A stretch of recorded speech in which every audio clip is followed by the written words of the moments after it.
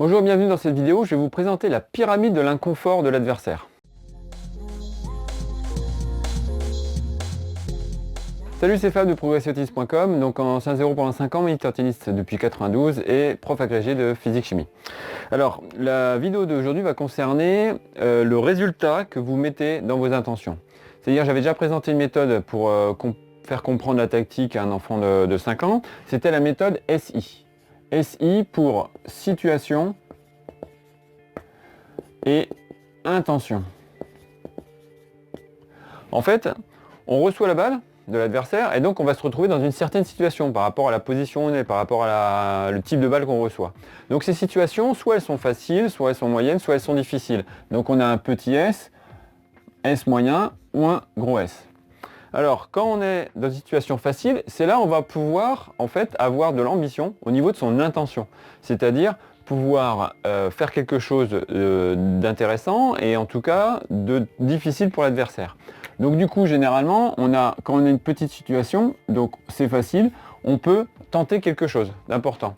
Et plus c'est difficile, plus l'intention va être petite. C'est-à-dire qu'on est dans une situation difficile, il va falloir plutôt chercher simplement à remettre la balle plutôt que de tenter un coup gagnant. Donc, alors évidemment, en progressant avec le niveau, meilleur on sera, plus souvent on sera dans une situation difficile, notre adversaire va nous mettre en difficulté de plus en plus souvent, mais par contre, au lieu de renvoyer des intentions faciles, on va renvoyer des intentions moyenne ou difficile. Et donc ce qui fait qu'on va se retrouver dans le très haut niveau juste avec des grosses situations et des grosses intentions en permanence en fait. Donc, et par contre quand il y a des situations faciles par hasard, là ils finissent le point systématiquement.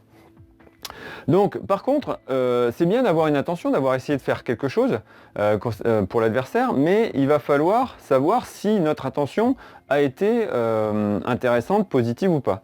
Et donc c'est là où il va y avoir le résultat.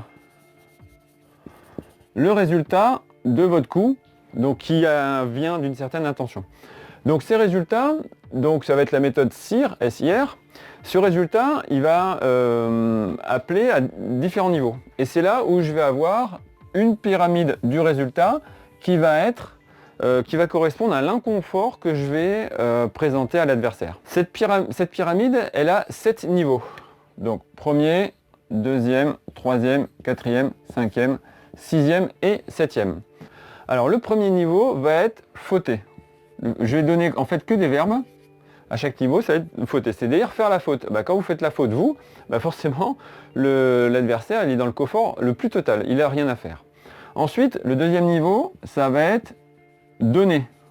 Vous remettez la balle très facilement. Là, vous avez eu une intention qui était peut-être forte, mais en tout cas, le résultat n'a pas été très bon. Donc, ça va correspondre à une intention qui est faible. Vous avez juste donné la balle très facilement au milieu du terrain et l'autre n'a plus qu'à finir. Mais au moins, déjà, vous n'avez pas fait la faute. Ensuite, le niveau suivant, ça va être remiser.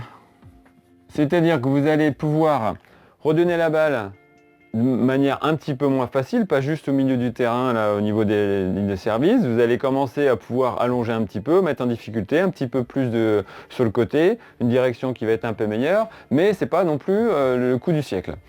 Ensuite, vous avez neutralisé. Là, neutraliser, cette fois-ci, l'adversaire, là, il va pas pouvoir faire quelque chose de très convaincant.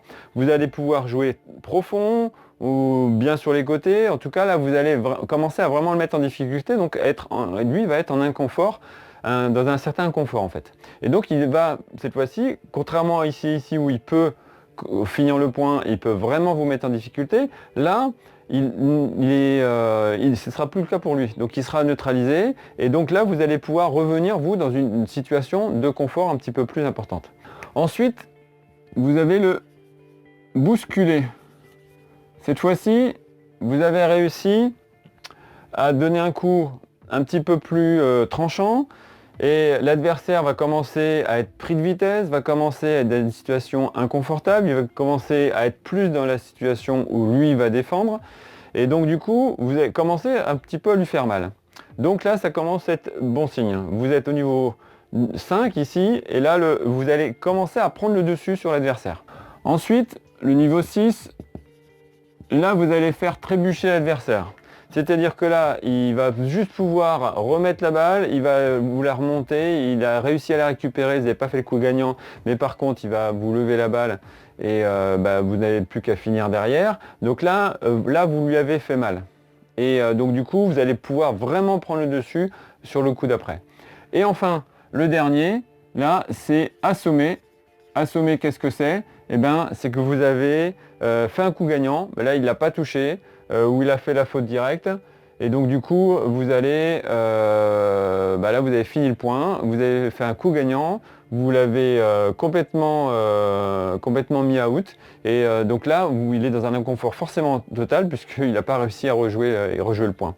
Donc du coup, pensez, chaque fois que vous allez jouer, vous allez être dans une certaine situation, vous allez avoir une certaine intention de jeu. Alors je sais, il y en a des fois qui n'ont pas d'intention, ils veulent remettre, mais sans réfléchir, ils ne savent pas ce qu'ils font.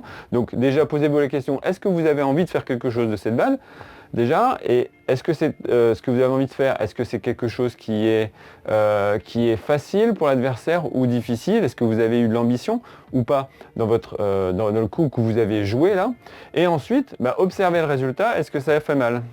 Donc c'est fort possible qu'il y ait des coups que vous pouvez renvoyer, ils ne vont pas faire mal à un adversaire, par contre ils vont faire mal à un autre adversaire. Donc c'est important d'avoir ce feedback, de savoir si le coup que vous avez joué a une incidence sur l'inconfort de votre adversaire. Et du coup, c'est là qu'il y aura peut-être une faille qu'il faudra donc forcément appuyer lors de votre prochain match ou de vos prochains coups contre ce même adversaire-là. Voilà, j'espère que cette vidéo vous a plu sur la pyramide de l'inconfort de l'adversaire et essayez d'y penser à votre prochaine séance, entraînement en match, pour pouvoir avoir un feedback sur ce que vous faites sur le terrain.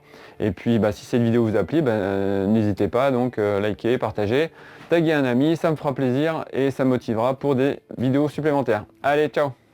Et n'hésitez pas à vous inscrire à mon blog pour recevoir 52 fiches gratuites, ou vous abonner à ma page Facebook, ma chaîne YouTube, mon compte Twitter, le compte Instagram, ou à m'écrire par mail. À bientôt!